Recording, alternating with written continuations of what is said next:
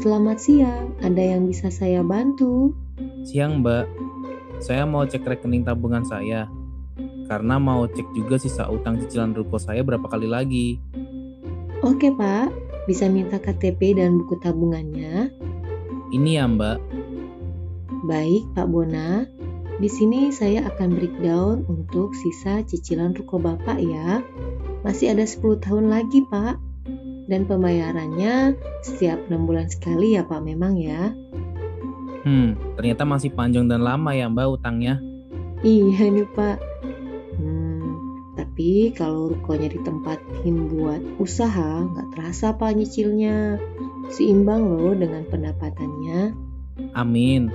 Mudah-mudahan lancar 10 tahun lagi nih bayar utang yang panjang dan lama. Oke, Mbak. Terima kasih ya untuk penjelasannya.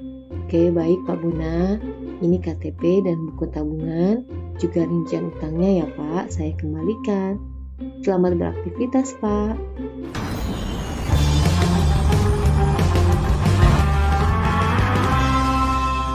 Di sini saya akan menjelaskan utang jangka panjang. Nah, utang jangka panjang itu utang yang digunakan untuk menunjukkan utang-utang yang pelunasannya itu dalam jangka waktu 1 tahun. Maksudnya dalam jangka waktu 1 tahun ini pelunasan tersebut dilunaskan dalam waktu 2-5 tahun. Nah, timbulnya utang jangka panjang itu sendiri karena adanya kebutuhan dana untuk penambahan aktiva tetap ataupun untuk membeli suatu perusahaan ataupun juga untuk melunasi utang-utang lainnya. Lalu, utang jangka panjang itu sendiri terdapat bagiannya yang termasuk dari utang jangka panjang. Misalnya nih, seperti utang obligasi, utang wesel, utang hipotek, utang kredit bank, ataupun ada uang muka dari perusahaan afiliasi dan juga lainnya. Mungkin itu saja dilanjutkan oleh teman saya. Baiklah, di sini saya akan menjelaskan utang obligasi dan utang wesel jangka panjang. Utang obligasi merupakan salah satu jenis utang dengan cara meminjamkan surat-surat berharga obligasi. Adapun kesepakatan tersebut dapat dilakukan berdasarkan perjanjian dengan nominal utang yang dicantumkan melalui surat obligasi. Sebelum dibuat perjanjian, nominal surat obligasi tersebut harus diperlihatkan terlebih dahulu. Apabila telah sesuai, maka uang pinjaman akan diberikan sesuai dengan nominal yang tercantum dalam surat obligasi. Utang wesel jangka panjang adalah suatu bentuk perjanjian antara peminjam dengan kreditur, di mana kreditur bersedia memberikan pinjaman sejumlah uang tertentu dan peminjam bersedia membayar secara periodik yang mencakup bunga dan pokok pinjaman. Wesel jangka panjang dikeluarkan untuk memperoleh pinjaman uang dan konsepnya sama dengan wesel jangka pendek. Hanya periodenya lebih dari 1 tahun. Jadi, utang wesel adalah utang yang berbentuk bukti tertulis formal yang isinya tertulis kesanggupan untuk membayar pada tanggal tertentu. Orang atau perusahaan yang mempunyai tagihan biasanya lebih menyukai jenis ini karena mempunyai bukti yang kuat untuk menagih, apalagi jika urusannya ke pengadilan. Jenis utang wesel jangka panjang.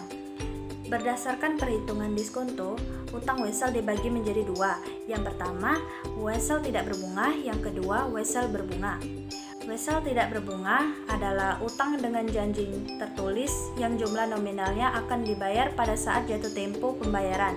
Pembayaran sebelum jatuh tempo akan mengurangi jumlah uang yang dibayar dari nilai nominal atau kurang dari nilai nominal.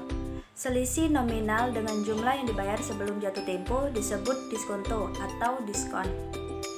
Jadi, wesel tidak berbunga merupakan wesel yang tidak secara eksplisit menyebutkan tingkat bunga tertentu dalam surat wesel yang bersangkutan. Sebenarnya wesel tersebut tetap ada bunganya karena peminjam wajib membayar lebih besar dari pinjaman yang diterima. Selisih antara pinjaman yang diterima dengan yang harus dibayar, inilah yang disebut bunga. Yang kedua, wesel berbunga. Wesel berbunga adalah tagihan atau piutang dengan janji tertulis yang akan dibayar pada tanggal jatuh tempo, sebesar nilai nominal ditambah bunga. Untuk wesel berbunga, Diskonto dihitung dari jumlah nominal ditambah bunga. Jadi, wesel berbunga merupakan wesel yang pada saat pembayarannya selain membayar pokok utangnya juga membayar yang telah disepakati. Utang hipotek. Utang hipotek merupakan jenis pinjaman jangka panjang yang harus dijamin dengan aktiva tetap.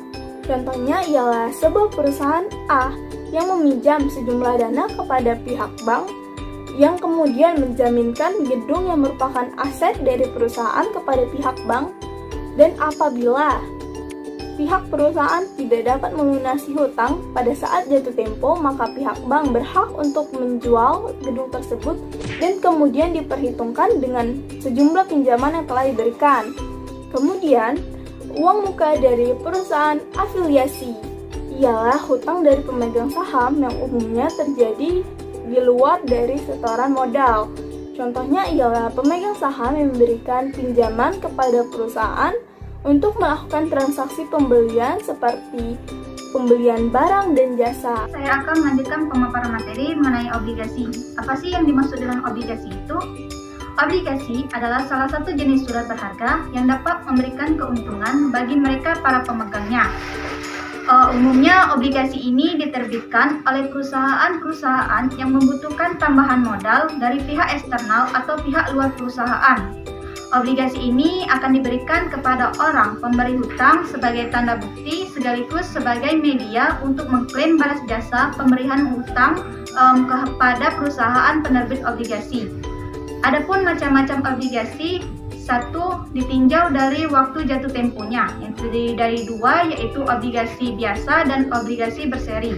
Obligasi biasa yaitu obligasi yang jatuh temponya pada saat yang sama, sedangkan obligasi berseri yaitu obligasi yang jatuh temponya berurutan sesuai periode-periode tertentu. Yang kedua, ditinjau dari jaminannya. Terdiri dari dua, yaitu obligasi yang dijamin dan obligasi yang tidak dijamin. Jaminan ini berbentuk aktiva yang dimiliki perusahaan. Obligasi berjamin berarti memberikan jaminan kepada investor. Apabila perusahaan tidak dapat membayar hutangnya, maka investor tersebut dapat mengklaim jaminan-jaminan itu. Baiklah, mungkin itu saja pemaparan materi dari saya. Yang selanjutnya akan disampaikan oleh teman saya. Terima kasih. Alhamdulillah, saya Fernando ingin melanjutkan materi. Obligasi yang tidak jamin adalah obligasi yang tidak dijamin dengan suatu jaminan. Obligasi ini sangat berisiko, sehingga apabila perusahaan ingin menerbitkan obligasi ini, maka tingkat bunga akan tinggi dalam rangka untuk mencari calon investor. Menurut buku Intermediate Accounting karya Zaki Baridwan edisi ke-8, obligasi yang dapat ditukarkan dengan saham disebut juga dengan obligasi yang dapat ditukarkan.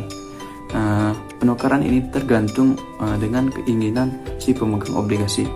Apabila obligasi dapat ditukarkan dengan saham, maka investor dapat mengubah kepemilikannya menjadi pemegang saham. Obligasi ini sangat diminati dan menarik perhatian investor. Jika ditinjau dalam bentuknya, obligasi dibedakan menjadi dua, yaitu obligasi atas nama dan obligasi kupon. Obligasi atas nama hanya dapat diambil bunganya bagi orang-orang yang namanya terdaftar. Dan ketika menjualnya, obligasi ini harus dilaporkan kepada perusahaan yang mengeluarkan obligasi tersebut. Obligasi kupon adalah obligasi yang bebas dan tidak atas nama. Setiap lembar obligasi disertai dengan kupon-kupon tanggal pembayaran bunga. Kupon-kupon tersebut digunakan untuk mengambil bunga. Karena tidak atas nama, maka obligasi ini tidak perlu dilaporkan kepada perusahaan yang mengeluarkan obligasi tersebut. Terima kasih. Menjelaskan mengenai pencatatan obligasi. Obligasi yang dikeluarkan dicatat dalam rekeningnya sebesar nominal. Dalam hal harga jual, obligasi ini tidak sama dengan nominal karena selisihnya dicatat tersendiri, yaitu bila harga jual di atas nominal, maka pencatatannya dicatat dalam rekening agio obligasi. Dan jika harga jualnya di bawah nominal, maka pencatatannya dicatat dalam rekening disagio obligasi. Apabila obligasi ini dikeluarkan untuk menukarkan aktiva tetap, maka pencatatannya sebesar harga jual obligasi. Nah, jika harga jual obligasi ini tidak diketahui, maka pencatatannya bisa menggunakan jumlah harga pasar.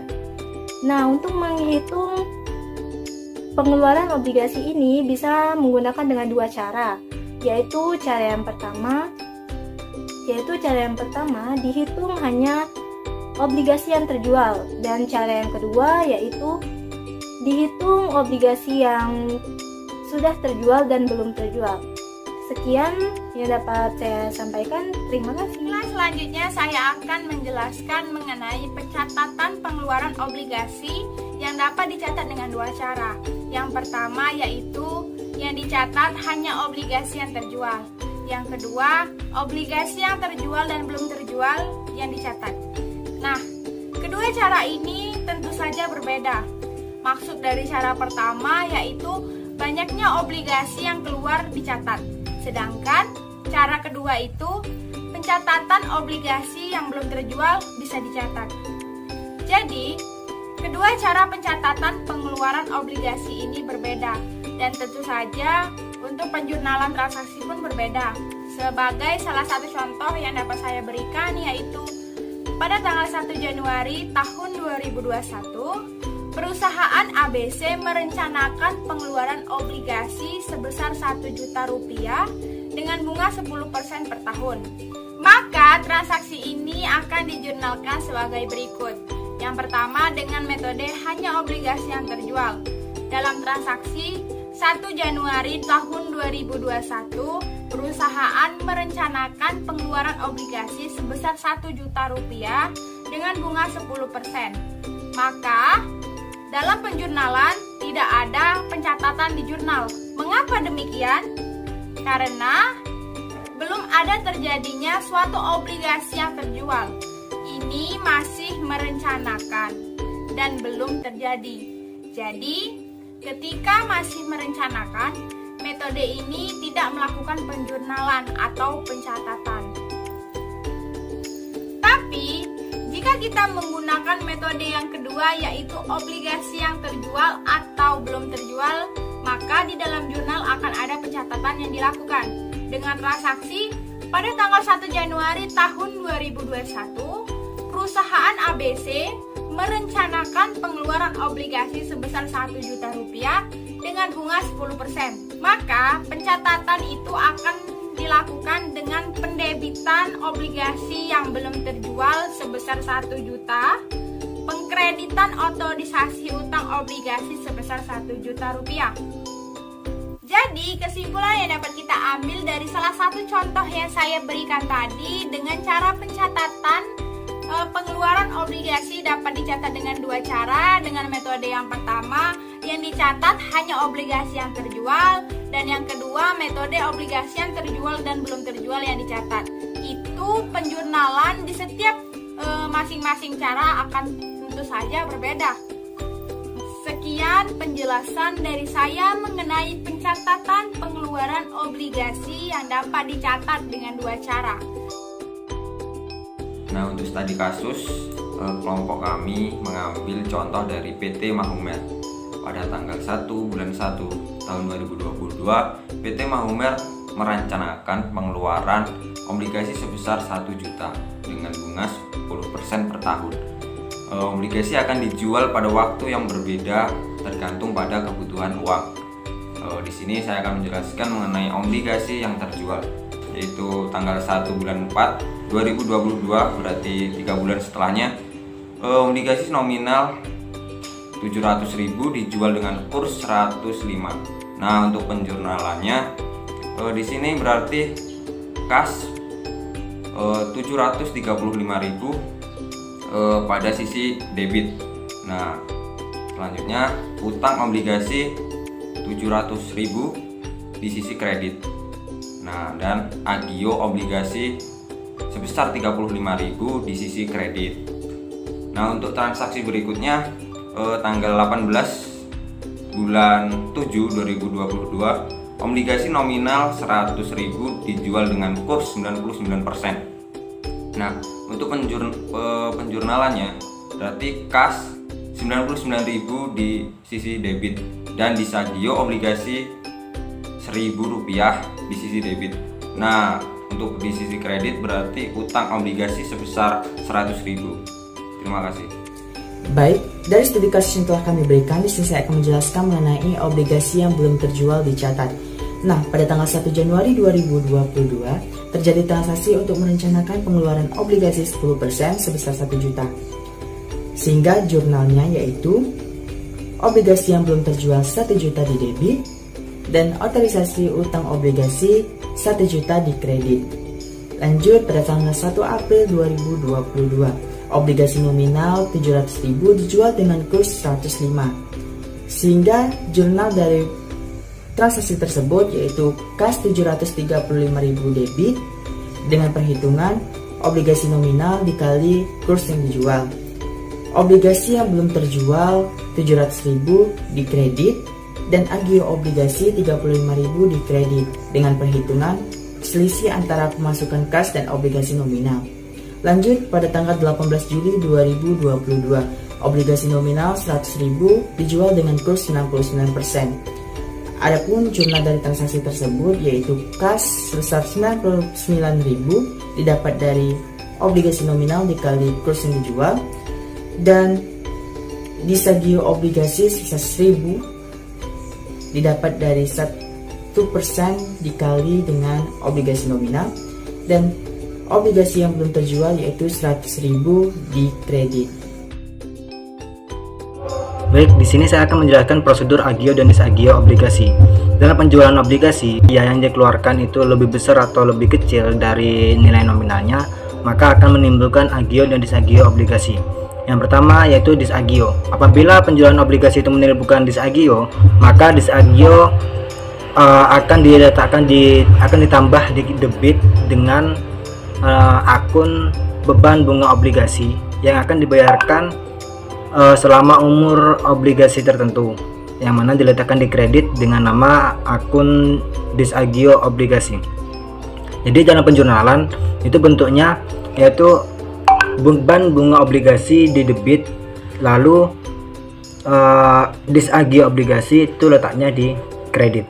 Yang kedua yaitu agio. Nah, apabila penjualan obligasi ini menimbulkan agio, maka agio ini merupakan pengurangan terhadap beban bunga obligasi yang mana diletakkan di kredit, dan yang di debit itu adalah agio obligasi. Jadi dalam penjurnalan itu gambarannya agio obligasi di debit dan beban bunga obligasi itu di kredit. Nah, dan perhitungan pencatatan amortisasi agio dan disagio ini ada dua cara. Yang pertama yaitu garis lurus dan bunga efektif. Yang pertama agio. Untuk mencari beban bunga di agio ini yaitu dengan cara bunga yang dibayarkan itu dikurang dengan amortisasi agio untuk periode tertentu. Nah, sedangkan untuk mencari nilai buku obligasi itu dengan cara nilai nominal ditambah dengan agio obligasi yang belum diamortisasi. Sedangkan di disagio untuk mencari beban bunga itu dengan cara bunga yang dibayar ditambah dengan amortisasi disagio, dan untuk mencari nilai buku obligasi itu dengan cara nilai nominal dikurang dengan disagio yang belum diamortisasi. Nah, mungkin itu yang bisa saya sampaikan.